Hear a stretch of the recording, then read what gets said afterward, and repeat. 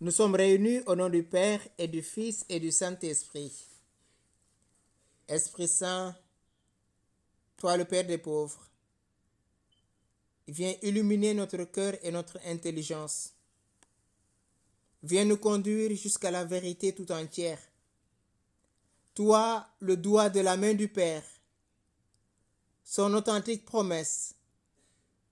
Toi qui enrichis toute prière, fais briller sur nous ta lumière. Viens disposer nos cœurs et notre intelligence à entrer dans ce mystère de la parole révélée par Jésus-Christ notre Seigneur. Toi, l'enseignant par excellence, viens nous conduire jusqu'à la vérité tout entière.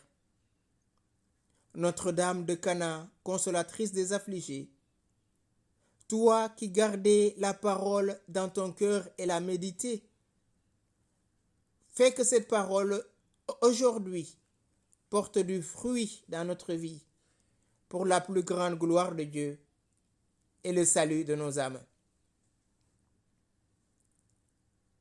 Bien-aimés dans le Christ, en ce premier vendredi du mois de février, notre méditation va porter sur la circoncision du cœur. Le mois s'y prête parce que dès le 22 février, nous commençons notre parcours de carême qui nous introduit à la préparation de notre cœur pour qu'avec le Christ, avec lui et en lui au désert, nous puissions combattre l'ennemi de notre cœur pour parvenir à la glorification le matin de Pâques. Aujourd'hui, nous allons méditer sur la circoncision du cœur. Que veut dire la circoncision du cœur? Déjà dans le Deutéronome au chapitre 10, du verset 16 à 17, le Seigneur nous dit ceci: circoncisez votre cœur et ne raidissez plus votre nuque, car Yahvé votre Dieu est le Dieu des dieux et le Seigneur des seigneurs, le Dieu grand, veillant et redoutable, qui ne fait pas acception de personne et ne reçoit pas de présent. Que veut dire la circoncision du cœur? Elle est une métaphore que nous retrouvons dans la tradition juive et biblique. La circoncision en elle-même est le symbole de l'alliance conclue entre Dieu et Abraham. Cette circoncision consistait à exciser chaque enfant mâle au 8e jour de sa naissance. Dans le livre de la Genèse au chapitre 17, le verset 10 à 12, le Seigneur dit à Abraham: « Et voici mon alliance qui sera observée entre moi et vous, c'est-à-dire ta race après toi, que tous vos mâles soient circoncis. Vous ferez circoncire la chair de votre prépuce, et ce sera le signe de l'alliance entre moi et vous. Quand ils auront 8 jours, tous vos mâles seront circoncis, de génération en génération. » On reconnaissait un vrai juif au fait qu'il était premièrement circoncis, donc descendant d'Abraham, et par le fait même qu'il possédait la loi qui avait été transmise par Dieu à Moïse. Voilà les deux choses qui faisaient d'un juif un véritable descendant d'Abraham, un héritier des promesses: la circoncision et le respect de la loi. Respecter la loi de Moïse et être circoncis était donc indispensable pour plaire à Dieu et continuer à jouir de ses faveurs. Vous allez me dire, mais on n'est plus dans l'Ancien Testament, Père. À quoi sert donc la circoncision? Aujourd'hui, la circoncision que Dieu nous demande est celle de notre cœur. C'est-à-dire que nous devons mourir au péché, aux œuvres de la chair, qui sont l'impureté, la dissolution, la jalousie, les querelles, les disputes, les divisions, l'idolâtrie, les animosités. Suivant Galates au chapitre 5, verset 19. La circoncision du prépuce n'était en fait que la préfiguration de la circoncision du cœur, symbole de la nouvelle alliance en Jésus-Christ. Ceci est mon sang, le sang de la nouvelle alliance, versé pour vous. Si nous voulons entrer dans cette nouvelle alliance, frères et sœurs, il nous faut être circoncis du cœur. Et le temps de carême que nous allons entrer constitue pour nous un moment favorable. Et nous allons entendre ce refrain. Changez vos cœurs. Croyez à la bonne nouvelle. Changez de vie. Croyez que Dieu vous aime. Oui, frères et sœurs, si nous voulons entrer dans cette nouvelle alliance, commençons par cette proclamation. Si vous le voulez bien, vous répétez après moi. Seigneur Jésus, tu as versé ton sang en signe de la nouvelle alliance. Aujourd'hui, je désire recevoir la circoncision du cœur pour être membre à part entière de ton royaume. Je renonce à toute œuvre de mal qui mène à la mort spirituelle. Viens maintenant, par la puissance de l'Esprit Saint, opérer en moi cette circoncision du cœur. Car sans toi, ma vie tombe en ruine. Ô Jésus, ô Dieu d'amour, viens opérer en mon cœur la circoncision. Amen. Après cette déclaration, cette proclamation, nous ne pouvons pas entrer dans le royaume sans cette conversion préalable. La circoncision du cœur revient à vouloir vivre non plus selon les œuvres de la chair, ce qui serait contradictoire à la vie chrétienne, car c'est par les œuvres de l'Esprit que nous manifestons notre appartenance au Christ. Il est urgent que chacun de nous choisisse son camp.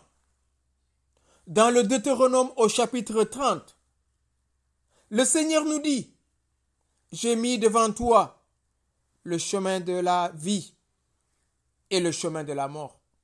Je t'en supplie, choisis la vie. » Oui, frères et sœurs, si Dieu nous supplie de choisir la vie, c'est pour qu'il soit lui-même notre vie. Dans l'évangile de Saint Matthieu, le Christ nous dit, « Ce n'est pas ceux qui disent Seigneur, Seigneur, qui entreront dans le royaume de Dieu, mais ceux qui font la volonté de mon Père. » Matthieu au chapitre 7, verset 21. Faire la volonté de Dieu, c'est l'aimer et aimer le prochain. C'est chercher avant tout l'amour. Dire Seigneur, Seigneur, et être constamment dans la peur, dans la méfiance, dans la médisance, dans l'impatience, dans la jalousie, cela nous sépare de la communion avec Dieu. Nous ne pouvons pas vivre, frères et sœurs, notre vie chrétienne dans la peur. Nous ne pouvons pas vivre notre vie chrétienne dans les ténèbres. Nous ne pouvons pas vivre notre vie chrétienne dans le péché. Jésus était farouche à l'égard des pharisiens. Pourquoi? Parce qu'ils disent et ne font pas. Ils posent de pesants fardeaux sur les épaules des autres et ne les remuent pas du petit doigt. Matthieu au chapitre 23, verset 4. Donc, ne laissons pas le pharisien qui est en nous prendre les maîtres de notre vie. Dans sa lettre aux Romains, Saint Paul vient contre celui qui se dit être juif, qui se repose sur la loi et qui est fier de son Dieu, qui connaît sa volonté, qui est censé être la lumière de ceux qui sont dans les ténèbres, éducateur des insensés, maître des tout-petits, guide des aveugles, mais qui fait le contraire de ce que Dieu commande à travers sa loi.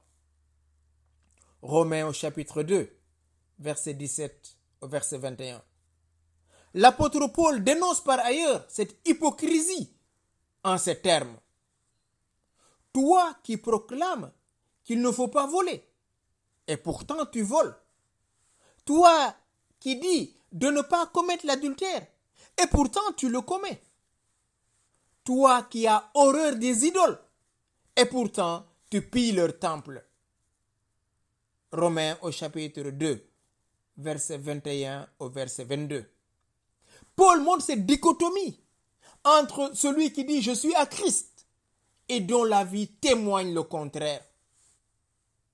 Nous ne pouvons pas appartenir au Christ et vivre dans la chair, frères et sœurs. Aujourd'hui, on dira des faux chrétiens, c'est-à-dire ceux qui disent et ne font pas. Je suis croyant, mais je ne pratique pas. Je suis chrétien, mais je reste attaché à ma tradition, la tradition de mes pères. Oui, il faut s'attacher à la tradition de ses pères, dans la mesure où ces traditions nous connectent à l'éternité bienheureuse que nous a révélé le Christ. Mais si la tradition me sépare de Christ, je dois renier et renoncer à ces traditions si je veux être chrétien. Ces faux chrétiens, malheureusement, sont répandus dans nos familles, dans nos églises, dans nos communautés. Il ne faut pas juger, mais que chacun s'observe lui-même. Est-ce que ma vie chrétienne est conforme à la vie que je mène au bureau, que je mène dans ma famille, que je mène dans mon quartier, que je mène dans ma ville? Un chrétien du dimanche, bien habillé, qui prend la communion, mais au retour de sa maison, il crée la tyrannie auprès de son épouse et de ses enfants, ou bien auprès de son époux et de ses enfants. Oui, il ne faut pas juger, car en chacun de nous, il y a un pharisien et il y a une part d'ivré. Et la circoncision du cœur consiste à enlever cette ivrée. Or, il est plus facile de voir la paille dans l'œil de l'autre sans s'apercevoir de la poutre qui est dans le nôtre.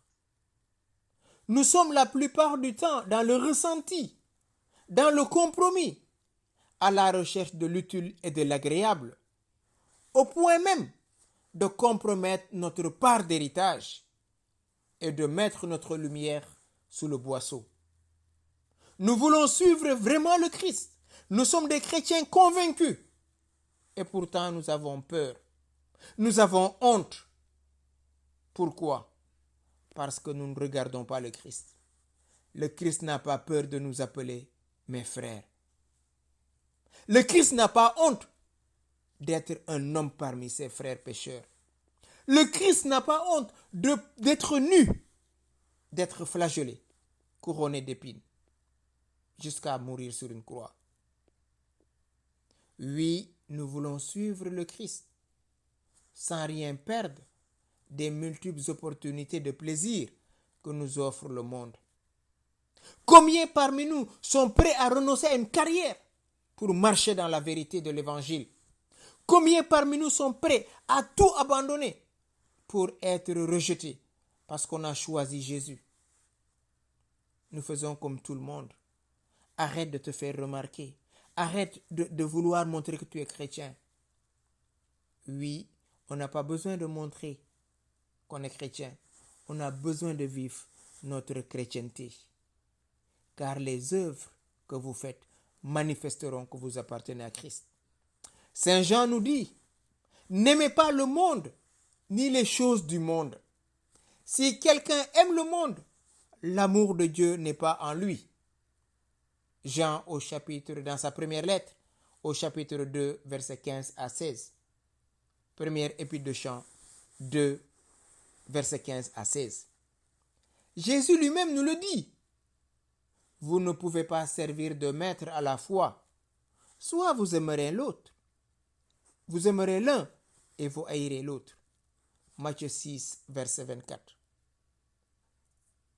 Suivre le Christ, frères et sœurs, réclame de renoncer à nous-mêmes. Ce n'est pas un complexe, ce n'est pas une abdication, c'est une renonciation.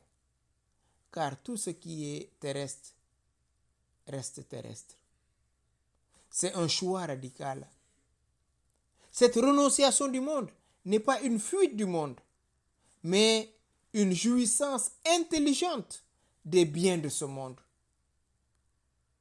Jésus nous le rappelle dans cette parabole de l'intendant avisé, qui, apprenant qu'il va perdre son poste, demande à tous ceux qui devaient des choses, une dette à leur maître, de venir. Il va falsifier leur reçu et en disant, quand je serai renvoyé de ma gestion, je serai accueilli. Et Jésus terminait la parabole en nous disant, les enfants de ce monde sont plus avisés que les enfants de la lumière. Oui, frères et sœurs, il est important de ne pas se donner le titre de chrétien si nous savons que nous ne le sommes pas en réalité. Car c'est à cause de cela que le nom de Dieu est bafoué parmi les nations. Romains au chapitre 2, verset 24. Et nous devrons répondre à nos actes le jour du jugement. Toute parole vaine que vous prononcerez, nous rappelle Saint Matthieu, au chapitre 12, verset 36, vous en rendrez compte au jour du jugement. Rappelez-vous cette belle parabole de Jésus dans l'évangile de Matthieu 25, à partir du verset 40-45. J'avais faim, vous ne m'avez pas donné à manger. J'avais soif, vous ne m'avez pas donné à boire. J'étais malade, vous ne m'avez pas visité. Et chacun lui dit, mais Seigneur, quand est-ce que nous t'avons vu malade, affamé, assoiffé? Tout ce que vous faites à ces petits, c'est à moi que vous l'avez fait. Oui, frères et sœurs, le monde, la mondanéité, nous donne le poison de la mort. Si nous voulons vivre en chrétien, nous sommes encore dans ce monde, mais nous ne sommes plus du monde. Nous ne pouvons plus conformer notre vie à la vie des gens de ce monde. Être chrétien n'est pas une chose à prendre à la légère. Ce n'est pas un titre qu'on devrait se donner pour faire bonne mine ou tout simplement pour bien faire. Non. Être chrétien, c'est mourir. C'est une mort que l'on s'inflige au quotidien. Une vie de renoncement et de sacrifice pour être digne de l'époux à qui nous avons dit oui pour l'éternité depuis notre baptême. De la même manière que la circoncision d'un prépuce est douloureuse, la circoncision du cœur n'est pas une partie de plaisir. C'est à cela que revient le fait d'être chrétien. Le chrétien est celui qui est circoncis de cœur.